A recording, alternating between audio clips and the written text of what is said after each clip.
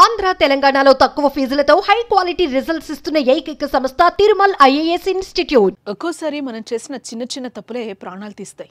ఏం కాదులే అన్న నిర్లక్ష్యానికి తోడు దురదృష్టం వెంటాడి జీవితం అర్ధాంతరంగా ముగిసిపోతుంది. ఇది నిజమే అనడానికి ఎన్నో ఘటనలు సాక్ష్యంగా కూడా ఉన్నాయి. తాజాగా అలాంటి ఘటన తమిళనాడులోనూ జరిగింది.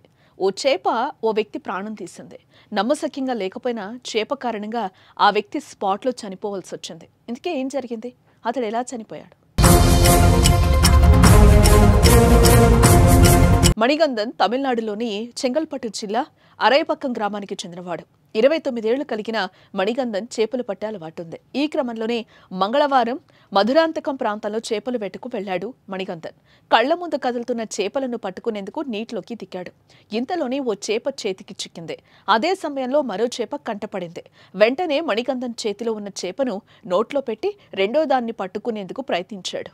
అదే అతడు చేసిన అతిపెద్ద తప్పు. బతికున్న చేపను నోట్లో మణిగంధన్ పెట్టుకోవడంతో అది కాస్త లోపలికి జారిపోయి ఊపిరాడక ఉక్కిరిబిక్కిరయ్యాడు. క్షణాల్లోనే అక్కడ కుప్పకూలిపోయాడు. దీంతో చుట్టూ ఉన్నవారు వెంటనే మణిగంధన్ను జిల్లా ప్రభుత్వ ఆసుపత్రికి తరలించారు. కానీ అప్పటికే మణిగంధన్ ప్రాణాలు కోల్పోయాడు. చూసారుగా ఎంతటి దురదృష్టమో. ఎన్నో ఏళ్ల నుంచి చేపలు పట్టే మణిగంధన్ చిన్న నిర్లక్ష్యంతో అదే చేపకు బలయ్యాడు. కూలీ నాలి చేస్తూ కుటుంబాన్ని పోషించే ఆయన మరణించడంతో ఆ ఇంట తీవ్ర విషాదఛాయలు అలుముకున్నాయి.